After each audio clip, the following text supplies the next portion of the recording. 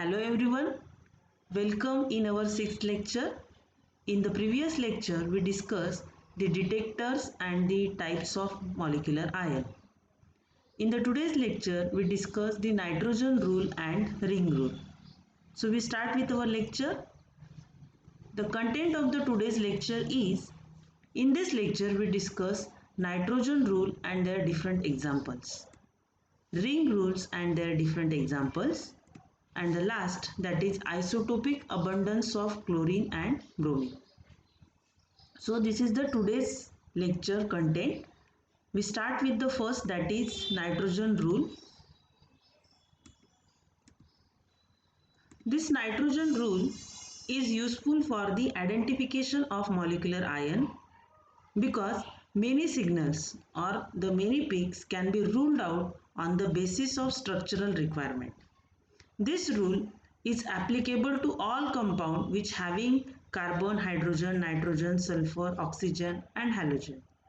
Okay, this rule it is applicable to all compounds which containing carbon, hydrogen, nitrogen, sulfur, oxygen and halogen. So this rule states that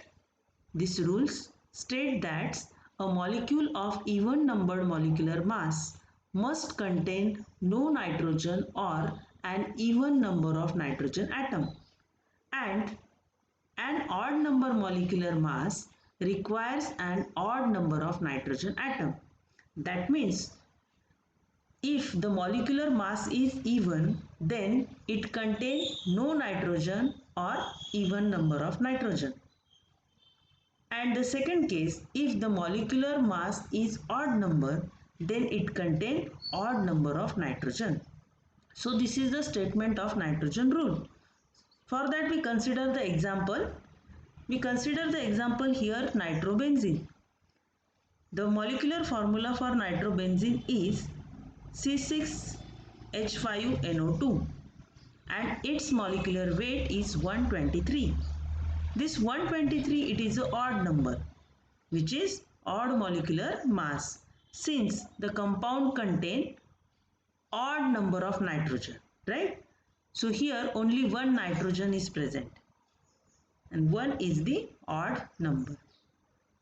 Okay, so this is the nitrogen rule. Here the structure of nitrobenzene is given. Molecular mass is 123, which is odd, so it contains one nitrogen. So this rule also explains the another statement. The fragment of this nitrobenzene are NO2 plus, which is obtained at M/E46, and NO plus, it is at 30. Both these fragments appear at even mass. That means 46 and 30, both numbers are even. So these fragments are appear at even mass. So these rules also state that the fragmentation of odd number molecular ion gives even numbered ion fragment, or vice versa. It is clear? The two statements are there. The first one is this one. Molecular weight is even, then it contains no nitrogen or even number of nitrogen.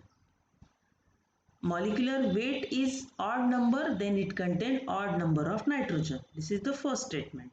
And another statement for this nitrogen rule is, if the molecular weight is odd, then it shows even number of ion fragments, and vice versa.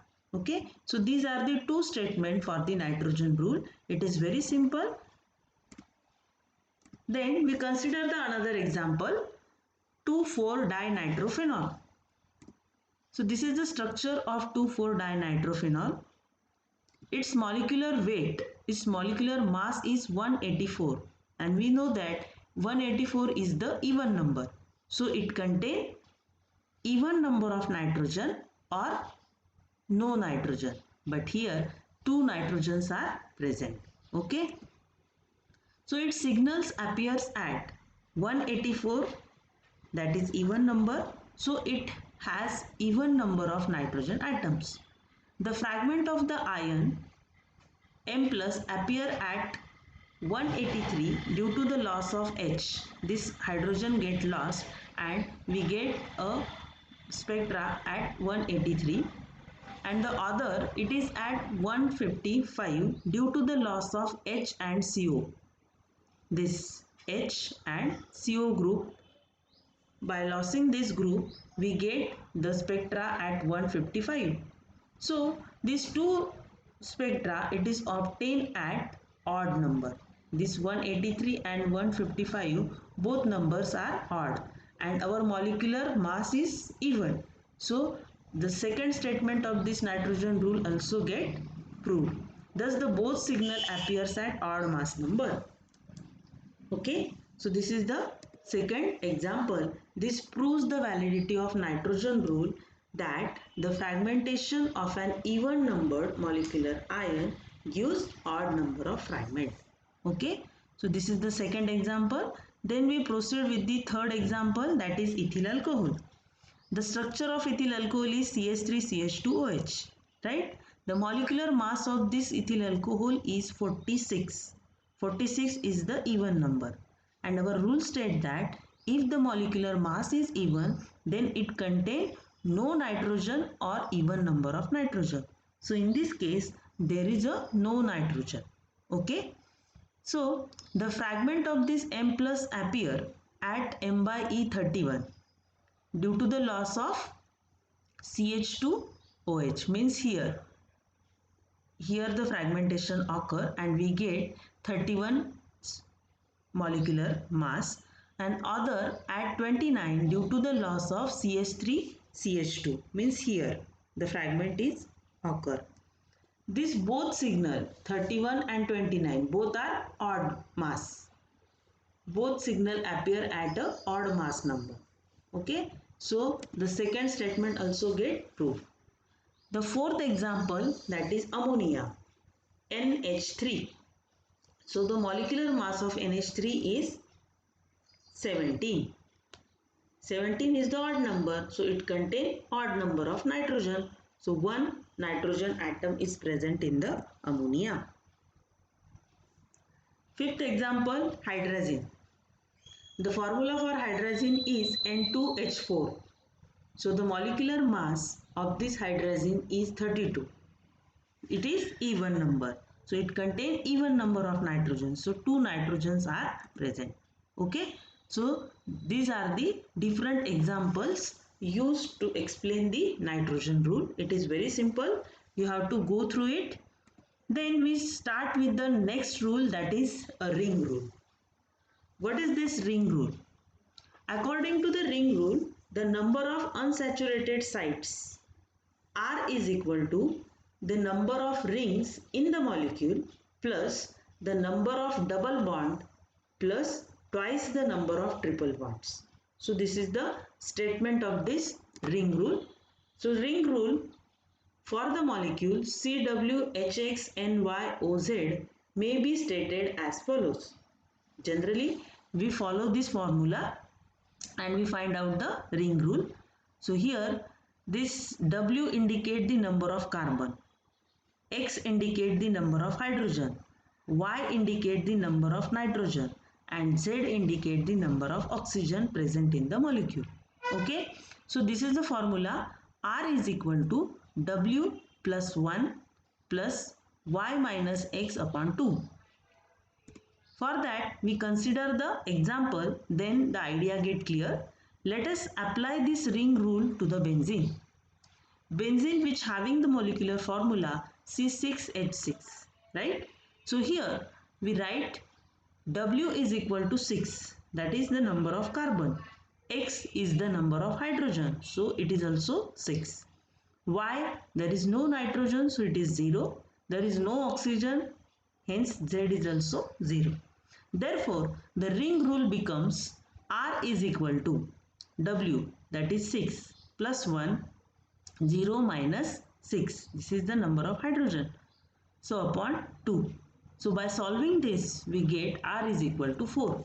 So when we get R is equal to 4, at that time, it must contain one ring and 3 double bonds. 3 double bonds and one ring. Okay. So this is the ring rule for the benzene. Then we consider the second example, diethyl ether. So the formula for this diethyl ether is C4H10O. Then we apply the rule R is equal to W plus 1 plus Y minus, what is that? Y minus X. Y minus X upon 2. So R, putting the values, we get R is equal to 0. That means diethyl ether contain no ring and no double bonds. Okay. Then we consider the another example, that is toluene. The formula for this toluene is C6H5CH3. That is not the formula. This is the structure of the toluene is C6H5 and it having CH3 group. Okay. So R is equal to, this is the number of carbon, 6 plus 1, that is 7. Hydrogen 5 plus 3, that is 8. Remaining values, by putting all the values, we find out R is equal to 4. That means the toluene contain 1 ring and 3 double bonds. Okay. So this is about the ring rule for the toluene. Then next example, benzophenone. 2 benzene ring joined by the carbonyl group. This is the structure of benzophenone, right? So here R is equal to, number of carbons are 30. 6 plus 6, 12 plus 1, that is 30. Okay. And number of hydrogens, 5 plus 5, that is 10. So putting all the values, we find out the R, that is 9. Okay. Hence, benzophenone consists of 2 rings and 7 double bonds. So it is clear. So this is about the ring rule of different compound. Then at the last we see the ion abundance in the mass spectra, isotopic abundance or ion abundance in the mass spectra. All slightly charged ion in the mass spectrum which contain carbon, they also gives rise peak at 1 mass unit higher. What I am saying here, all slightly charged ion in the mass spectrum which contain carbon, they also shows peak in the mass at 1 unit higher. Okay, because natural abundance of carbon, it is 1.1%. Hence it shows the peak in the mass spectra. Similarly, fluorine and iodine are monoisotopic, while chlorine, it shows 2 isotopes, that is chlorine 35 and chlorine 37, and its ratio is 3:1. And bromine, its isotopes are bromine 79 and bromine 81. These are the 2 isotopes of bromine and its ratio is 1:1. Right? This isotopic pattern provides a useful test of the ion composition in those cases where polyisotopic elements are involved. So for that we consider these 2 examples, bromobenzene and the chlorobenzene. So see here the bromine, it having ratio 1:1. So they are equally abundant. Its ratio is 1:1. Hence they are equally abundant. This shows the peak in the mass spectra like this. Very close. Right? While in chlorobenzene, the ratio is 3:1. So its appearance is like this. This is chlorine 35 and this one is the chlorine 37. Okay. So this is about the today's lecture. In the today's lecture, we discuss the nitrogen rule as well as ring rule and the isotopic abundance of the mass spectrometry. So in the next lecture, we discuss the interpretation of the mass spectra. Okay. Thank you.